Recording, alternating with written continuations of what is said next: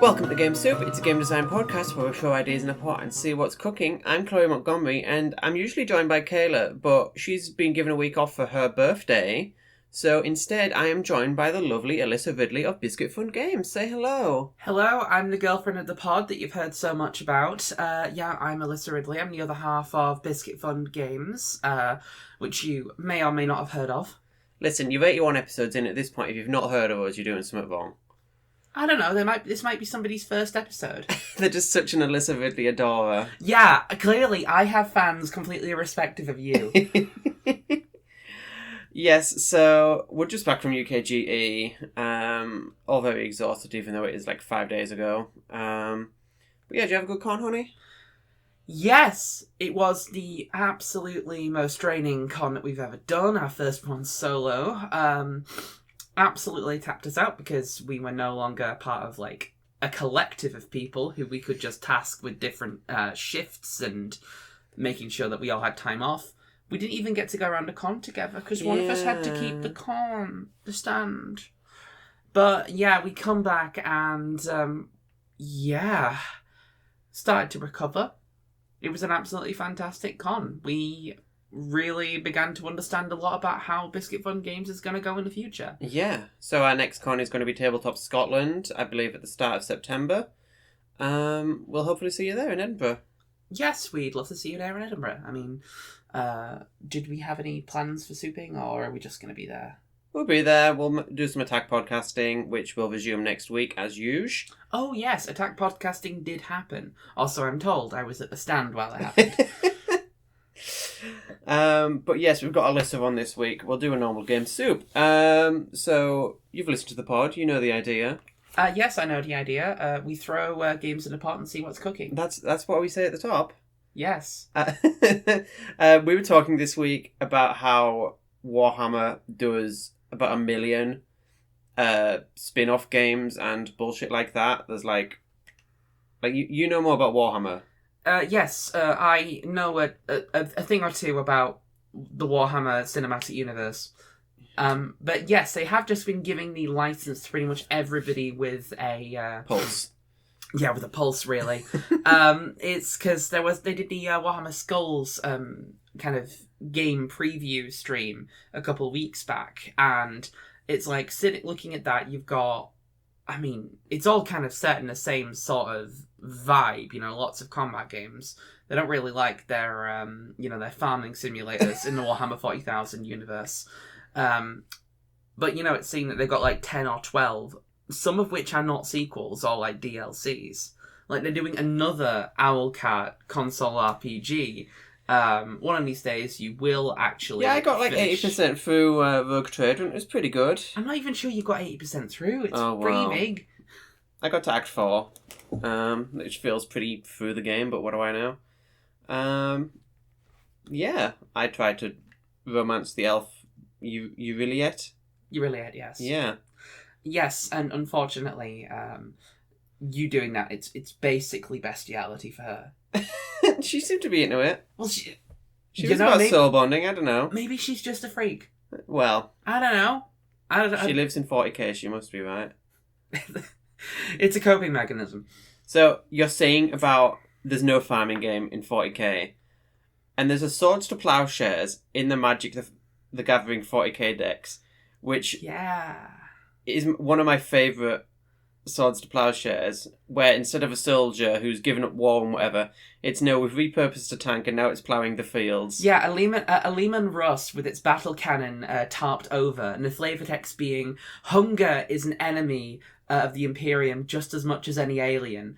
It must be defeated with the same fervour, or something to that extent. I don't remember the exact words. And they got these garden worlds and everything, and it's like, oh, we fight to protect them. It's like, can we have a game where we see the guys who aren't in the Astra Militarum or aren't the Space Marines or whatever the fuck? Can we have a game about the normal people in the 40k universe, and it's a farming game, and everyone's, doing the Aquila, and everyone's praying to the Emperor and everything like that.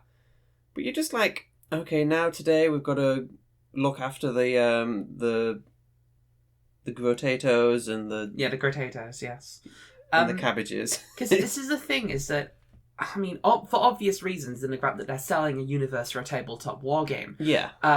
A significant amount of Warhammer media is focused on the shooting and the rooting and the tooting, and all the violence and all these apocalyptic scale battles, and like that's fine. I mean, it prints game. Yeah, but wouldn't it be cool to have a terrain set where so this time we're defending a farmhouse, and if we don't protect this irrigator, then the planet will starve. Yeah, like a lot of the the very early, we're talking like the Rogue Trader 1970s days. Rogue Trader as legally distinct from Rogue Trader, as also distinct from Rogue Trader. 40k first edition, yeah. Yeah, I mean, because it was back from its old roots as a role-playing game. Okay. There was quite a lot more skirmish stuff involved, rather than full-scale battles. So there is actually a lot of early stuff about, defending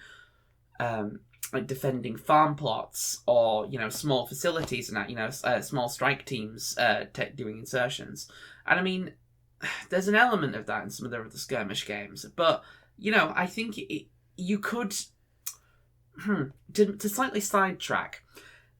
One of the best ways I think they've ever used the Warhammer 40,000 license, because we're talking about Warhammer 40k because who even cares about No, you know more about 40k. I know more about 40k, and also it compels me more. So, because I'm just more of a sci-fi girly than I couldn't tell you a single thing about Sigma other than there's golden guys. Yeah, there's ground marines. Don't worry about it. Yeah. But so a big thing that they used the 40k license for was on Power Wash Simulator. Yeah.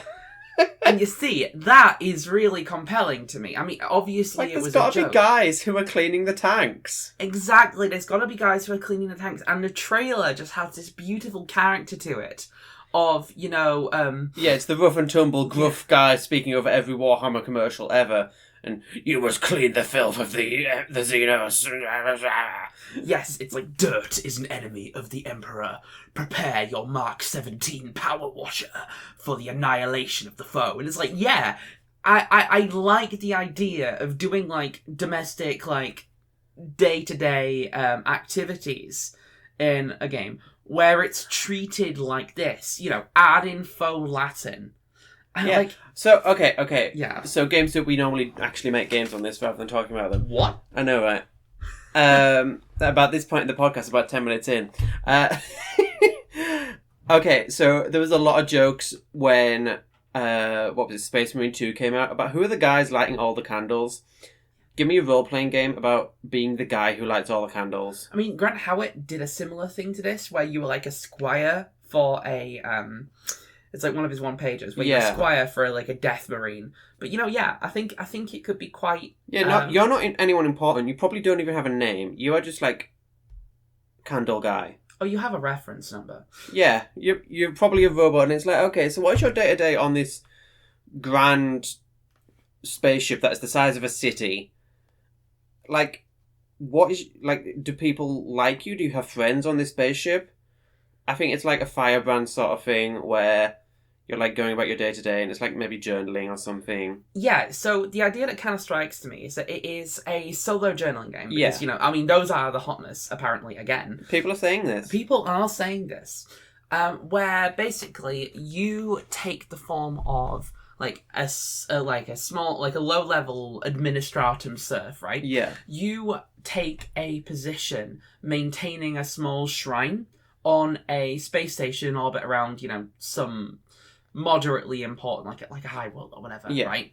And the thing is, you document who visits the shrine, and you have to do your maintenance, and you document who visits the shrine. Say, for example, you get a visit from a sister of battle chapter, and it's so how they do their different prayers compared to the Space Marines. But also, you make the gameplay is you make your check is have you focused on getting good incense, for example? Yeah, they're more specific about their incense compared to the Space Marines.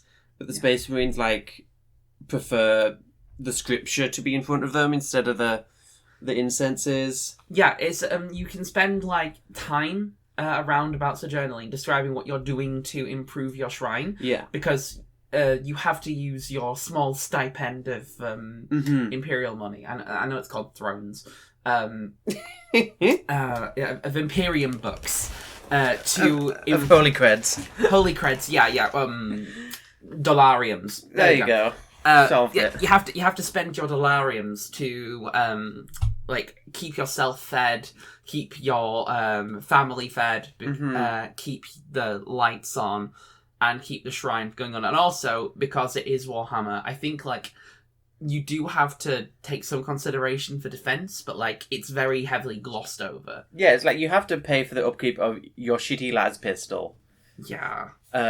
Just in case the space station gets raided, and it's that's one result on the D100 table or some bullshit. Yeah, there you go. Some minor demon manifests, and you have to bash it with a thurible or something. You have to survive long enough before the actual the security forces arrive to save your ass. Because you don't have any training apart from the shit you were taught as a child. Yeah, you are not of Cadian stock. You don't know how to do this entrenching stuff. Mm-hmm. But you see, another bit that compels me about that. Yeah, another bit that compels me about that is it's got a Papers, Please style aspect to it. I feel this is what I was thinking about in terms of your family, keeping your family. Yeah, but we kind of had that in Mouse in the House, where in between the weeks you have to get resources for your family. It's the mum's got mouse disease, so we need to get some grown-up Calpol or whatever for her from the big uns. Your second child has been seen consorting with ne'er-do-wells from the lower decks, and they have to be you have to pay 5 you get your stipend reduced. Dollariums in order to break them out of bail, or you could actually just disavow them. Yeah because why were they fucking talking to the lower decks? Who gives a fuck? Yeah, exactly. Those people smell. I mean, I think that would be kind of cool. And then I think you do it for a fixed term. Say, for example, you're on a rotating side of gas. This is your year? Yeah, you have 1 year and then they send you off to some other shrine. But it's what is your lasting impact on this shrine? But you don't want to get too above your boot. You don't want to get too big for your boots and make it the nicest shrine on the thing, because then it's you're overshadowing the other shrines. Why is this one to a minor saint? Ooh. So much nicer than the main one in the main canteen or whatever. Maybe you are doing penitence. Yeah, you've been tried for some minor heresy, and instead of being shot on the spot, they've decided, right, you're going to serve the fleet, you're going to serve the Emperor, and you're going to look after this shrine to not even St. Catherine. It's some Saint Pigginbottom of having your lasgun loaded. Yeah. And maybe once a month people think about your shrine, but it's people don't notice that you're doing your job, they notice if you're not doing your job. Yeah, exactly.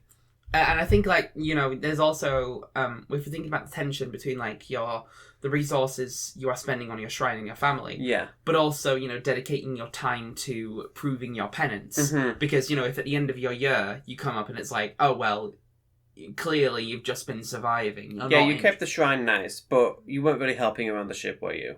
Yeah. Oh yeah. I do not think you have shown sufficient zeal in your support. Then Yeah. On to the next. Yeah.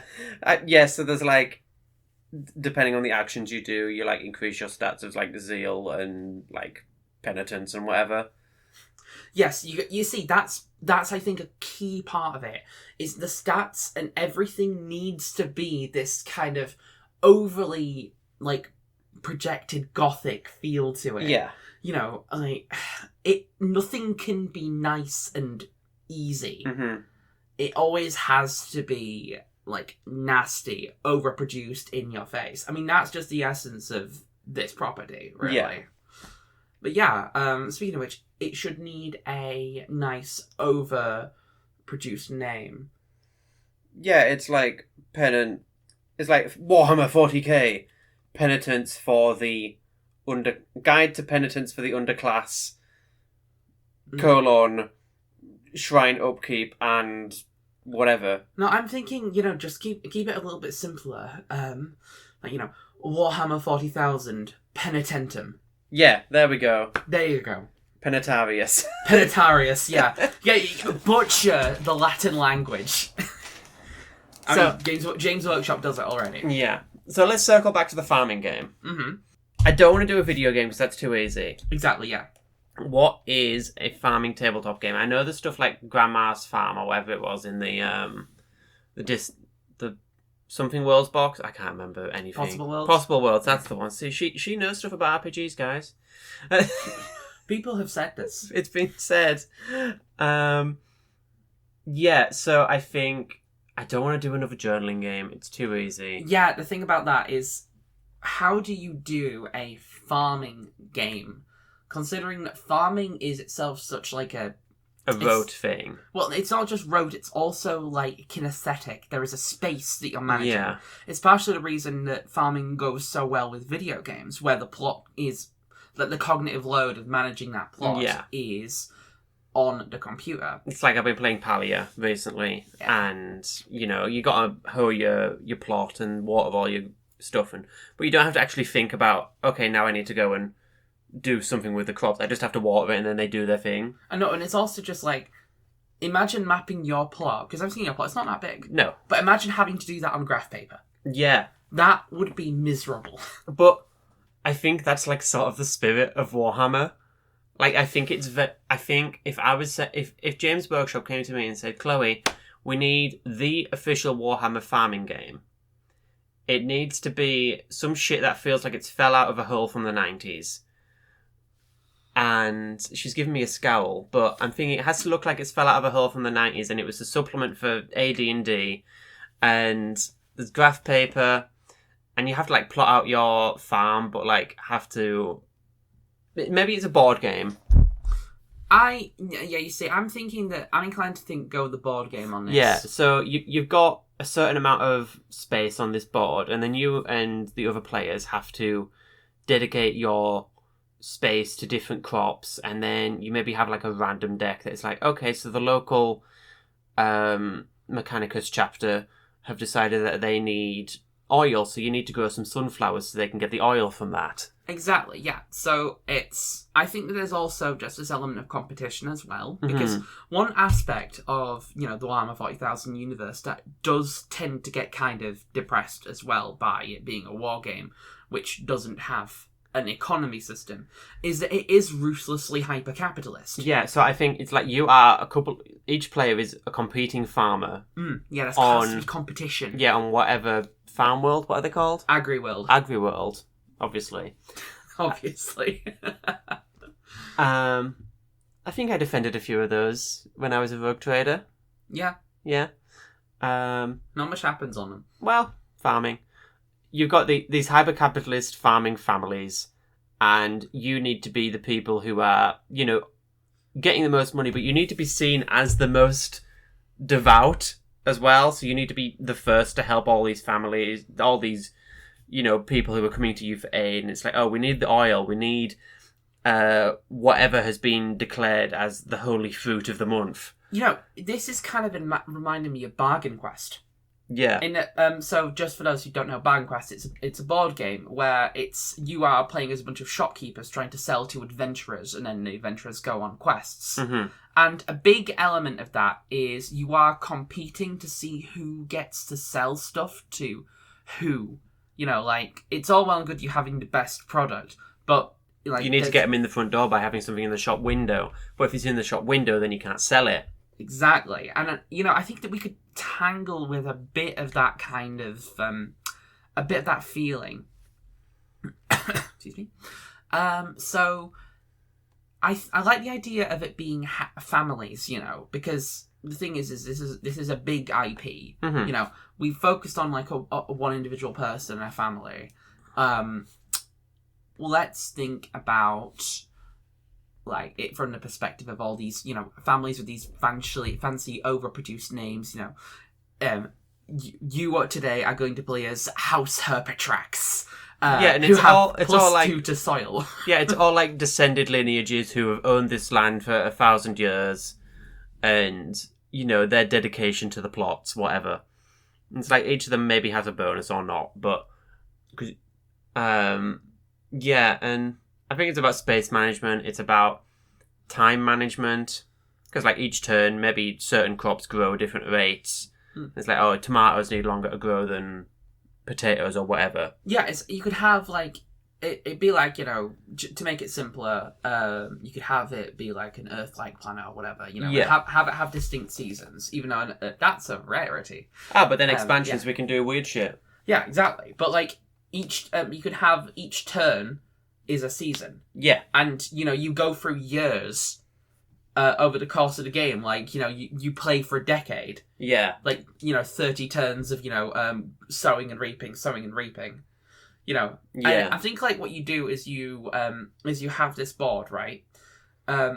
You purchase access to put like tiles. Yeah. On these. You have to spend your cash that you've earned from getting contracts from these secondary parties, and you use that to get more space for your soil. But then you obviously have to buy your tillers and your tractors and whatever else. Like. Yeah, just this is kind of starting to take place in my head. It's going to be quite a complicated setup, but I think that you have like you have a little spinner, which indicates which season it is. You know, or maybe like one of those spin down life counters. Yeah, Magic has. You know, it is the growing season. It is the reaping season. You know, give them. Yeah, it is the fell season. The fell season. It is the like. Proliferation season. Yeah, and they all just map really easy on a string somewhere, whatever. Exactly, yeah, because you got to keep it like this relevant cultural touchstone. It's a reason everybody in 40k speaks in English. Basic, thank you. But High Gothic. My apologies. Low Gothic. Low Gothic. Well, see, I'm clearly not a. High Gothic is the bollocks Latin. Well, there you go. There you go. Anywho, it's just so I'm thinking like you have a board with tiles. You know, hexes are nice. You know, you've got this big hexagonal board. I was thinking squares, but hexes are cute. Yeah, hexes are cute. Hexes are sci-fi. That's true. And you know, you put tiles on the board, and it's like you can harvest them in X season. You know, yeah, or you can only play them in this season. Yeah, you have to plant them in whatever season. Then it takes however many things to grow, and then you get a bonus if you reap them in the right season. Yeah, and I think that there's got to be some kind of initiative mechanic as well, you know. You know how in Bargain Quest it's this whole, you need to put your thing in a window to attract people. Perhaps it's like, you know, if the person who plants the least... Yeah, I think it's like whoever dedicates the most of their space to, you know, shrines or prayer stuff gets first dibs on sales, but then obviously you've got less to sell. Yeah, so we're talking like you can use hexes for non-agricultural things. It's like, oh, we built a church to you guys on our land. Obviously, we can't use that for farming because that would be heretical. But you can come pray here, and that gets you a bonus with different parties. You know, this is kind of reminding me in a very silly way of the old Pokemon board game. Did you ever play that? No. Pokemon Master Trainer. Okay. It's absolutely, utterly terrible. Right? Okay. Do not try and play it, unless you're drunk and want to have a good time. But the thing is it has this board which is the full the full Kanto region. Yeah. As depicted in the anime, and the thing is that there are all these set recesses for circles, and you put Pokemon you shuffle these little round circles of Pokemon. I know this. Yeah, I think you've probably seen it, and you put them in, and they're divided by color depending on strength. Yeah. You know, each route you put a random thing from that route, and it might be a Rattata, it might be a Pidgey, whatever. Yeah, it's early ones is you flip a Rattata and then you try and catch it. Yeah. Because I'm thinking that this hex board, it's cardboard, right? Yeah, as you move out, you might flip a tile, and that one's rocks, so we can't really plant stuff here, but it might be good for building on or mining, perhaps. I was thinking more the actual structure of it, just recessed where you put in. Then you put your crops into. It's the crops little hexagonal tiles that you put in. So I'm thinking that kind of adds a nice physicality to it, and also as opposed to certain other games Ticket to Ride, if you knock it, it's harder to knock things over. Yeah. Okay. No, I think that like there's only so much we can do with a board game, I feel. Yeah, before we start actually writing things down. So I think we should maybe put a bow on that one. Yeah, it's called Warhammer 40k: Agri-World. No, I think Agri-World is too passive. I think it needs to be like Agri-War or something. Yeah, Agri-War. Agri-War. Yeah. It's like you are competing. Or like we whatever the name of the planet is. Like houses divided or something. Yeah, some bullshit. That's too political. Yeah. No, I kind of want to play this. Yeah. Thank you for listening to Game Soup. You can find Alyssa at all the places you find me. Look in the description. Thank you, guys. Bye.